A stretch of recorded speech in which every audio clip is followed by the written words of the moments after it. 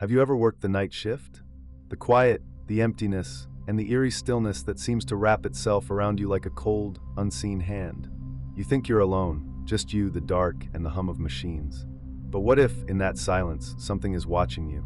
What if the hours you thought were uneventful are actually hiding something far more terrifying than you can imagine? Tonight, we reveal 5 spine-chilling true stories from those who work the graveyard shift. And trust me, you'll never look at a quiet night the same way again. But before we dive into these haunting tales, let me ask you something. Most viewers make one big mistake. They leave without subscribing. And when they do, they miss out on the creepiest, most terrifying stories that only true horror fans get to experience. Don't let that be you. Hit that subscribe button now, because tonight's journey is only just beginning, and the darkness has much more to reveal. Where are you watching from, and what time is it there? Let me know in the comments below, because here the night is still young, and the terror is just waiting to unfold. Now let's begin. A security operator working the night shift at a remote facility starts hearing something strange, footsteps echoing through the empty halls. At first, he brushes it off.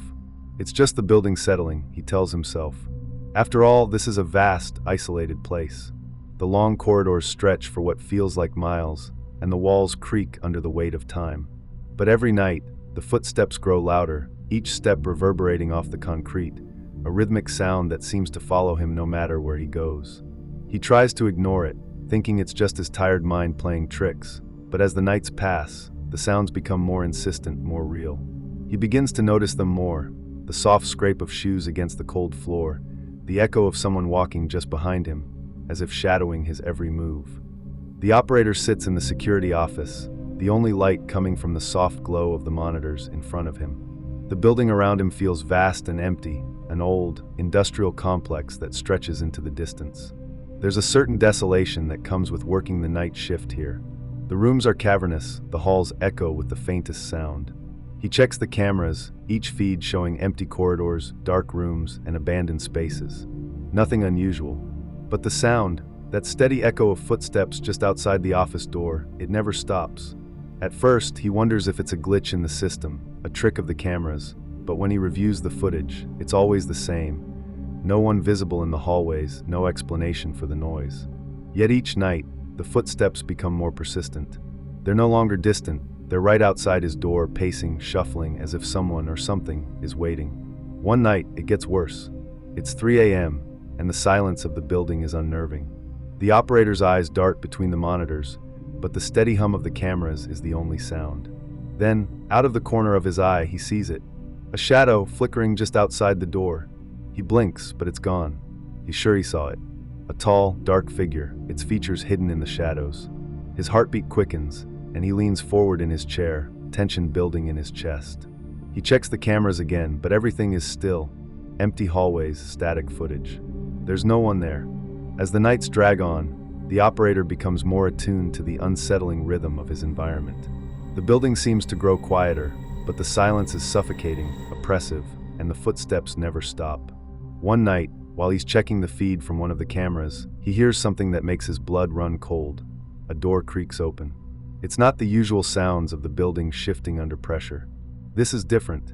It's deliberate, almost slow, as if someone is carefully, quietly entering a room. He quickly scans the feed, expecting to see someone, a figure creeping through the dark halls. But the screen remains empty, just the silent hallway stretching into the distance. His breath catches in his throat, but he tells himself it's just another trick of the mind, another flicker in the system. But then the footsteps resume, closer now, almost right outside the door. The operator hesitates. His fingers freeze over the keyboard as he checks the camera feed again. This time, the door he had seen open moments earlier is visible again, wide open, but there's still no one there. Something shifts in the air. His skin prickles. He grabs the flashlight from the desk, heart pounding in his chest. His feet move instinctively as he stands and walks toward the hallway. He moves quickly, the beam of the flashlight sweeping across the floor, up the walls, illuminating the empty, cold space. The footsteps are louder now, echoing in the hollow silence, and he follows them, turning corner after corner, deeper into the building. The hum of the machines fades, and it's as if the entire building holds its breath. Every flicker of light, every shadow, heightens the tension. He reaches the door, just the one he saw on the monitor. The handle is cold as he turns it, his hand trembling. He steps inside, shining the beam into the empty room, scanning the corners, the shadows. Nothing. The room is just as it should be, unoccupied. No figure. No strange noise. The air feels thick, oppressive, as though something is watching him. He exhales, a slight relief flooding over him, but as he turns to leave, he hears it. A slow, deliberate breath behind him. It's so close. His heart leaps into his throat. He whips around, and the flashlight beam dances across the empty room. But there, in the darkness of the corner, something moves, just a faint blur of motion, like a figure stepping back into the shadows. A fleeting glimpse of something that should not be there. The operator's breath quickens as the feeling of being watched intensifies. He feels a weight in the air, a pressure so thick it's suffocating. The footsteps have stopped, but now there's something else, something that feels far worse. The room, the hallway, it's all too quiet. He hesitates, turning slowly, but the darkness seems to close in around him. His flashlight flickers again, casting long, grotesque shadows along the walls. Every sound he makes, every shift of his body, seems to echo in the emptiness, amplifying his fear. He takes one last step toward the back of the room, his mind racing. He can't take it anymore. He needs to know what's happening. He turns around one last time, slowly, and that's when he sees it. The figure standing in the doorway. It's just standing there, unmoving. At first, he can't make out its features. The figure is tall and draped in shadows, its form barely visible in the dim light. For a moment, his heart stops, and he's frozen in place. Then, as if it hears his heartbeat, the figure shifts slightly, just enough for the operator to see its outline. The operator steps forward, his foot falls louder than ever. His mind screams for him to run, but his body betrays him, drawing him closer. As he approaches the figure, it doesn't move. He reaches out, his hand trembling, but just before his fingers touch the cold air, the figure vanishes into the shadows. He blinks, disbelief flooding his mind, and the room is empty once again. But something's different now. The air is thick, heavy with the scent of perfume. Sweet, overpowering. It clings to his clothes, drifts through his nostrils, and for a moment, it feels like something is right beside him. The smell lingers, thick and heavy, suffocating the space around him. He spins, eyes darting from corner to corner, but the figure is gone. Only the perfume, the scent, remains. The operator stumbles back, breathless, his eyes darting to every corner, every dark crevice in the room. His mind is racing. What just happened? Who is that? His hands are clammy as he reaches for his radio to call for help, but his voice catches in his throat. No one will believe him. Not this time. His legs feel weak, and the room seems to spin as he moves toward the exit. His heart is pounding, and the scent of perfume still lingers in his nose. The next morning, he packs up his things, deciding he can't take it anymore. He hands in his resignation, promising never to return. He leaves the facility behind, but he can't shake the memory of the figure, the breathing, and the lingering perfume. Still, he tells himself it's over. The building's secrets can stay hidden. But when he tries to move on, something unexpected happens. He decides to check the security footage, wanting to verify that everything he experienced was just a product of his overactive imagination. As he reviews the footage from that night, his stomach sinks. There it is. In the middle of the footage, right around 3 a.m., a shadow appears in the hall. It's subtle at first, just a shift on the camera. Then, the figure materializes, tall, dark, and standing right where the operator had seen it. The figure moves down the hallway, step by step, walking with purpose. But here's the twist. The footage cuts out abruptly, just as the figure disappears into the darkness. The camera glitches, but not before showing something chilling. The figure never left. It just disappeared into thin air, as if it was never there at all. The operator stares at the screen, heart pounding in his chest, as the faint smell of perfume floods his senses once more. The scent isn't gone, it's still there. And no matter how far he runs, he can never escape it. A nurse working the night shift in a small-town hospital had always found peace in the quiet of the night. The world outside had long fallen asleep, and it was just her and the few others who kept the lights on for those in need. But as the hours stretched on, a growing sense of unease settled over her. It started with a faint sound, almost imperceptible, a baby crying from somewhere down the hall. But when she checked the nursery, no one was there. All the babies were accounted for. Still, every night it started again, a cry. Soft, helpless, almost pleading for attention. It began to gnaw at her, this sense of something wrong. But it wasn't until that one night that things started to spiral. The sound was unmistakable, coming from the maternity ward. A low, mournful cry that seemed to echo from one of the empty rooms. She didn't want to investigate, but curiosity and the weight of the silence drove her to it. She walked toward the room, her footsteps muffled against the cold, tiled floor. Her heart beat faster with each step, the air around her growing heavier. The room was empty, or at least it seemed so. But the sound, the cry, was so real. And it was coming from inside. Over the next few nights, the crying grows louder, more distinct. The sound, once faint, now echoes through the halls of the maternity ward. At first, it's just the nurse. She walks down the darkened corridor, straining her ears, trying to pinpoint the source. She tries to rationalize it, but with each passing night, the cry grows more desperate. The air feels colder, the weight of silence even heavier as the sound reverberates through the empty rooms. Other staff members start hearing it too. The janitor, the night doctor, each one dismissing it at first, until the cries become too real to ignore. But when they investigate, they find nothing. The rooms are all empty, save for the sterile, unchanged furniture, cradles that have not rocked in years, beds neatly made and untouched. The sound seems to come from nowhere and everywhere, drifting through the air like a phantom. The rooms that should be filled with the soft sounds of babies sleeping are silent, except for the cry. It comes from a room that shouldn't even be in use, a room that has been locked for years. One night, the nurse decides she can't ignore it any longer. She stays late, well beyond her shift, determined to find the source of the cry. She knows something's wrong, something that can't just be explained away. The building is quiet now, too quiet, like the whole hospital is holding its breath. The sound of the crying has been following her, trailing her like a ghost, until it's louder now, almost unbearable. It's coming from the room where the cry was strongest, the room at the end of the hall that was supposed to be empty. With a deep breath, she pushes open the door. The hinges groan in protest, the darkness inside seeming to pull her in, the cry growing louder as she steps across the threshold. She flicks on the light, and that's when she sees it. The old crib, sitting in the middle of the room, is rocking by itself. Slowly, gently. There's no one there to move it. She steps closer, heart pounding in her chest, the hairs on the back of her neck rising. The room smells faintly of mildew, its walls lined with peeling paint and outdated furniture. The faint, mechanical whine of the crib rocking continues, like a lullaby for something lost. But as the nurse steps forward, the crying stops suddenly. The silence is deafening. She stands still, eyes locked on the crib, waiting for something. For someone.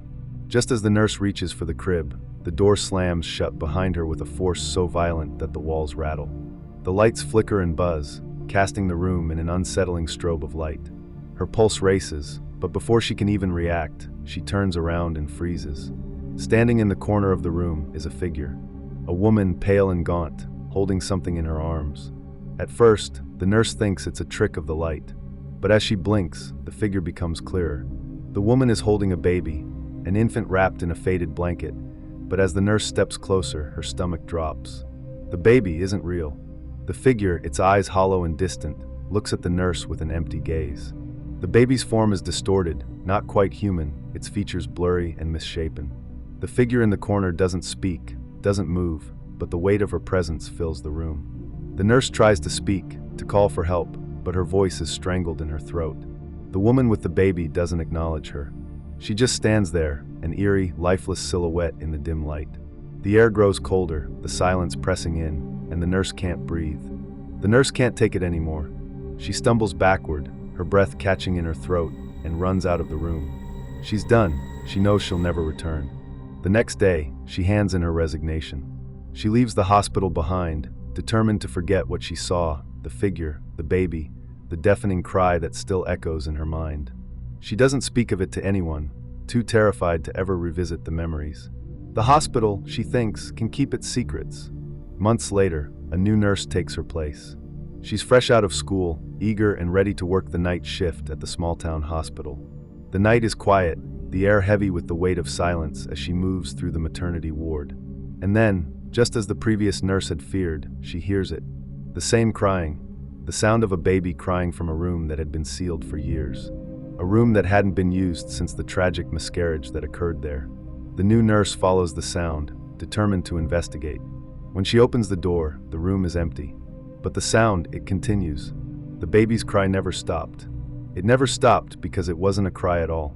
It was the cry of something else, something that never left the walls of that room. A janitor working the midnight shift in a corporate building begins noticing strange signs. Small at first, easy to brush off. But as the nights go on, the signs grow harder to ignore. The building, once a familiar maze of cubicles and office spaces, starts feeling different. It starts with the lights.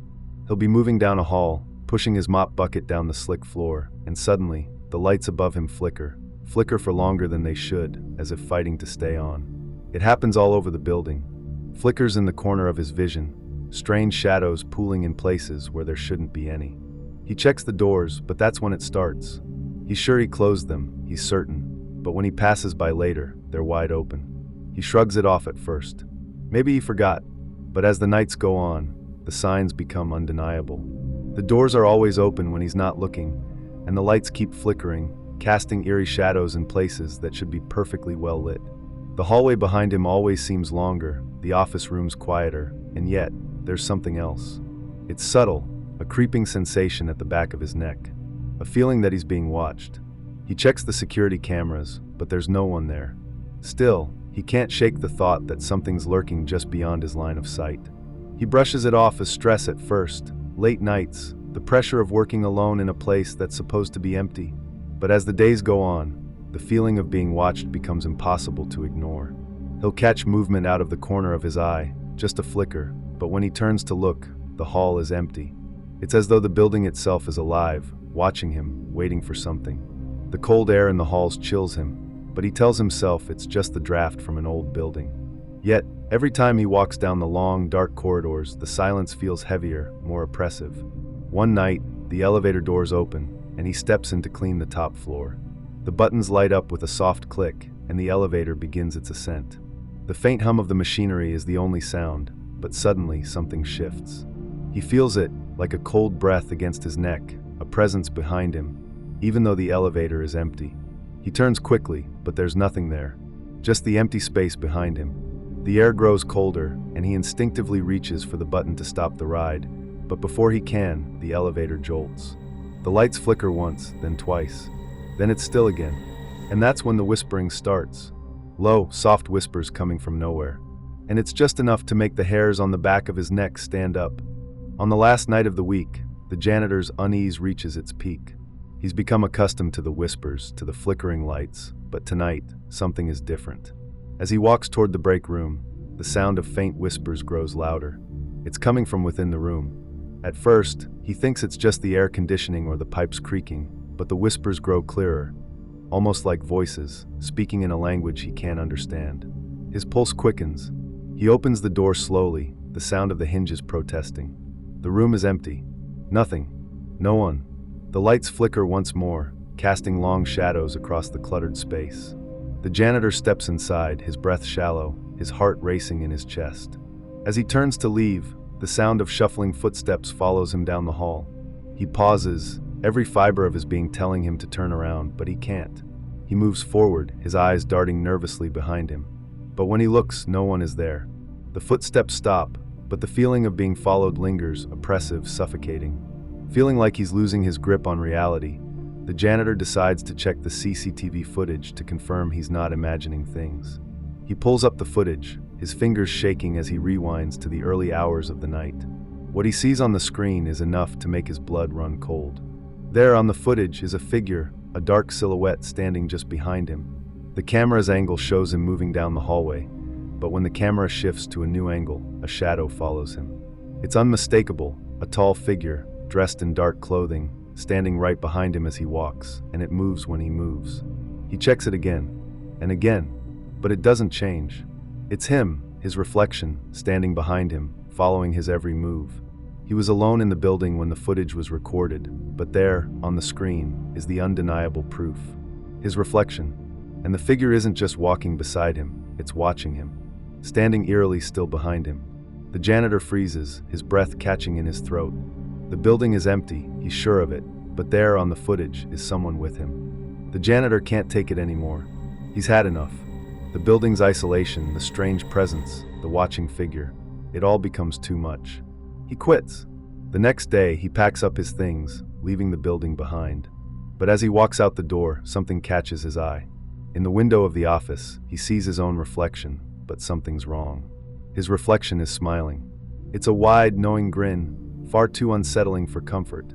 The janitor freezes, staring into the window, the smile on his reflection widening unnaturally. He turns around, but the hallway behind him is empty. The door to the building slams shut behind him, and he doesn't look back.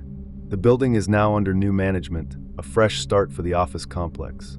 But as time goes on, rumors start circulating. People working late into the night have seen strange things, shadows moving on their own, doors opening and closing by themselves, and the faint sound of footsteps following them down the hall. The janitor's ghost haunts the halls, and no one can explain the strange smile in the window that no one remembers seeing before. The guard is assigned to watch over a now closed asylum, one that had long been abandoned after the last patients were moved out. The place had a reputation, but for him, it was just another job. At first, everything seems normal. The building stands dark and silent, its windows boarded up, its doors locked tight. But as the night stretches on, the unease sets in. It starts slowly, a shift in the air, a subtle change in the atmosphere. He walks the hallways, checking the old, decaying rooms, making sure everything is secure. The place is cold, even though it's the middle of the night. The wind howls outside, making the walls groan, but something feels off. The silence should be comforting, but it isn't. The footsteps echo through the empty halls. At first, he tells himself it's just the building settling, the sound of his own shoes on the old floors. But the sound isn't quite right. It's too deliberate, too rhythmic. It follows him step by step, no matter which direction he takes. He stops, listens, nothing. And yet, the footsteps don't stop either. The hall is empty, the room's dark, but the sound lingers in the air like someone waiting for him. Then there are whispers. Soft at first, barely audible, but as he walks deeper into the building, the whispers grow louder, more distinct. They seem to come from behind the walls, from the cells, but when he checks, the rooms are empty. The hairs on the back of his neck rise as the whispers become clearer. Come closer.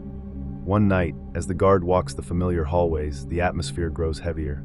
He's been here long enough to know the building's every creak and groan, the peculiar sounds that accompany its age. But tonight, something is different.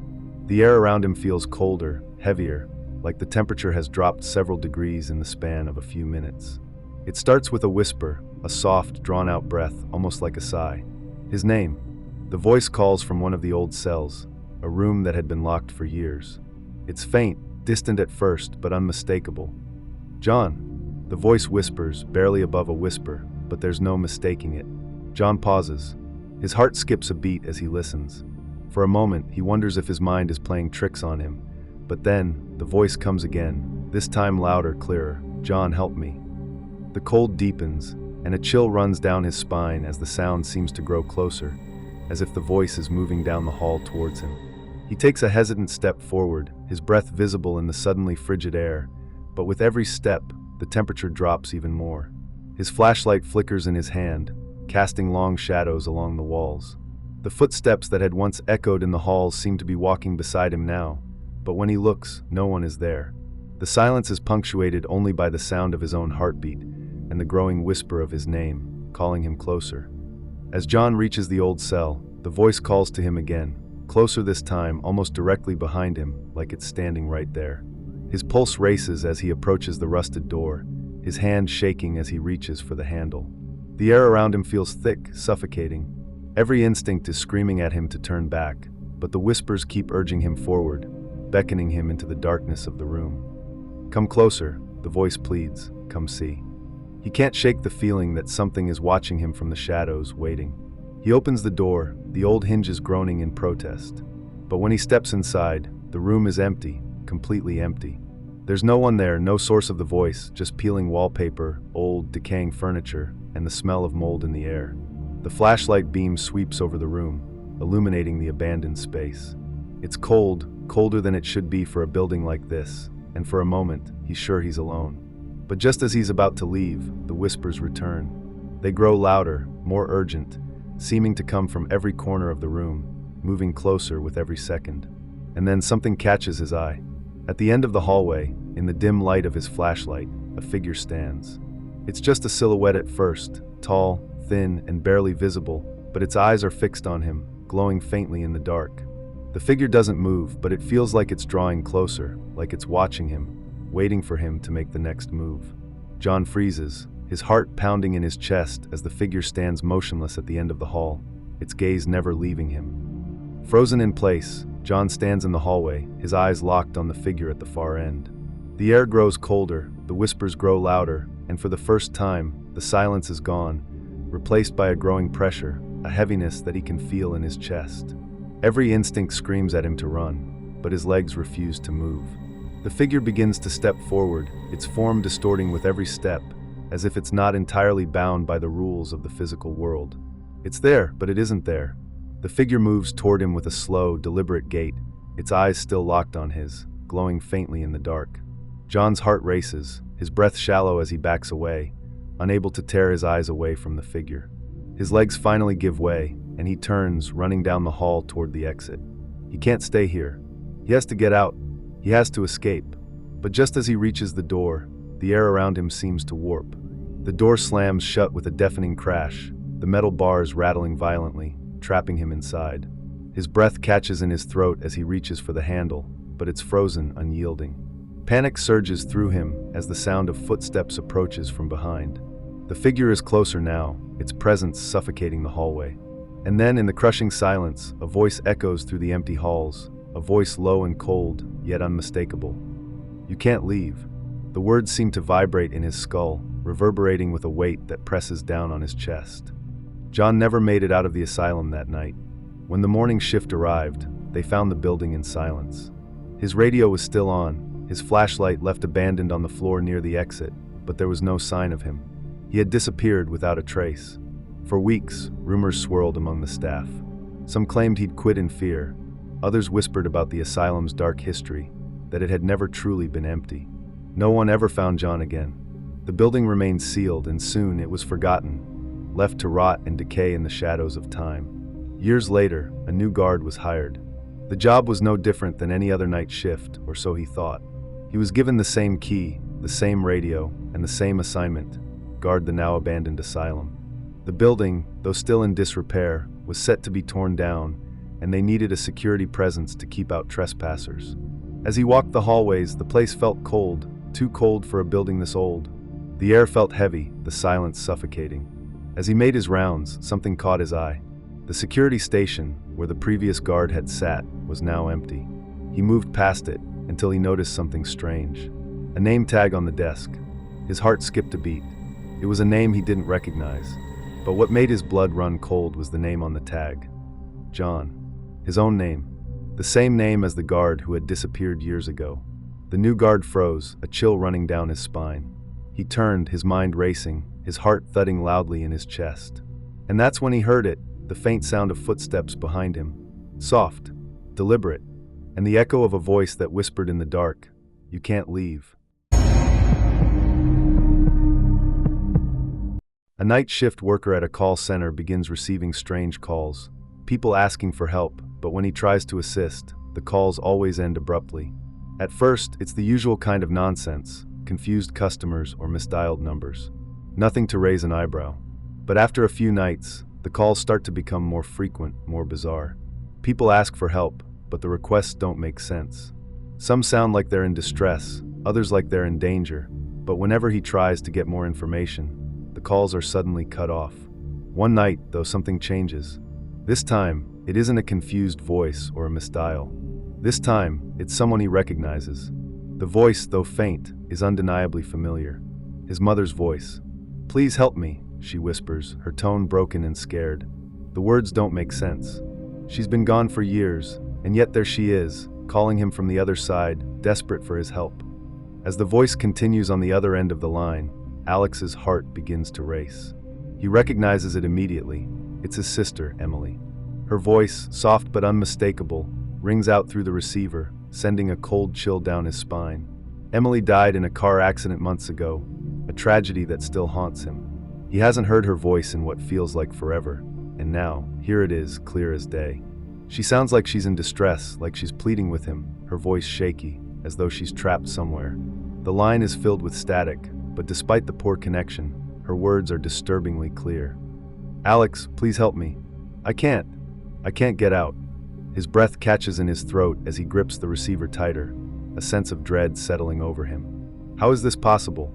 How can she be calling from beyond the grave? And why is she asking for his help? Her voice trembles, the panic in her tone undeniable, and it's enough to make his knees go weak. The words she speaks are chilling, more than just a message, they feel like a warning. "They're coming for me. Alex, they won't let me go." Desperate for answers, Alex's hand shakes as he hangs up the phone. His mind races, but there's no way to process what just happened. He needs to make sense of it.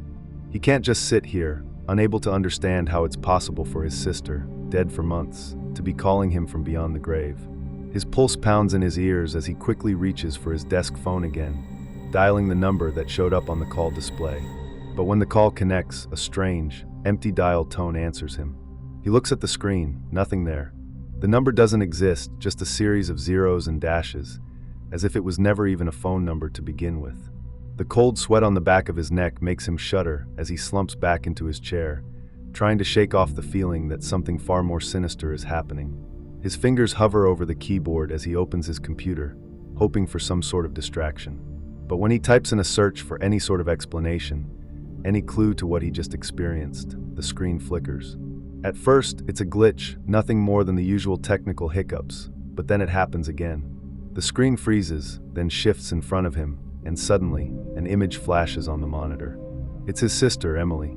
Her face is pale, her eyes wide with fear, as though she's staring directly at him.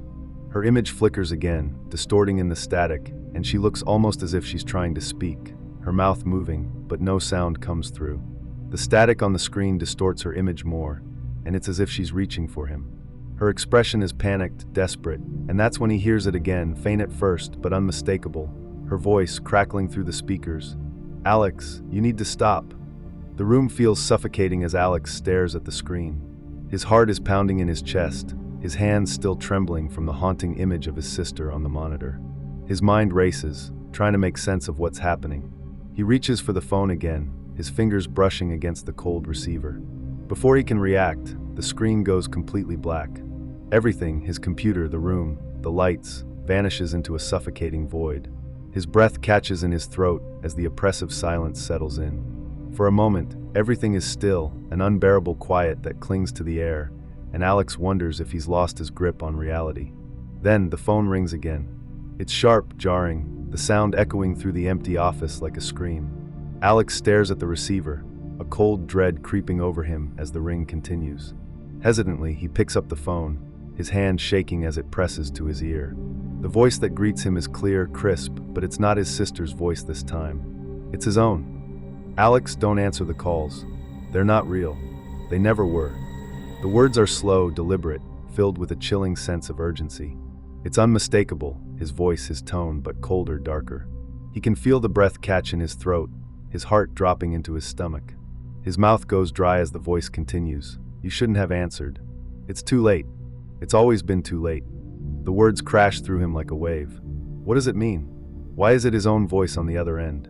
Panic claws at his insides as he grips the phone tighter, trying to make sense of the words, trying to stop the ringing, but the voice keeps coming, as if trapped in a loop, repeating itself with increasing desperation.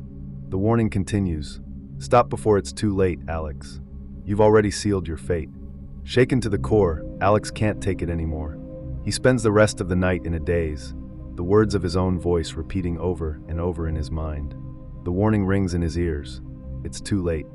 The sound of his sister's voice, the eerie, distorted voice on the line, it all blurs together, the lines between reality and nightmare disappearing. The next morning, he doesn't come back to work. The fear, the unanswered questions, they chase him from the call center. He quits, unsure of what he's even running from, but knowing he can't stay in that building a minute longer. Months pass, and the memory of the strange calls fades, though the chilling unease never truly leaves him. He moves to a new city, starts a new life, but every now and then he feels the pull of those haunting calls, that voice calling his name. Then one day, as another call center employee looks through the old files, they come across a name marked as inactive. It's Alex's name, but the twist? It says the date of his last shift was the same night he received that call, the night he disappeared. The employee shakes their head, confused. No one remembers him leaving. No one remembers when he quit.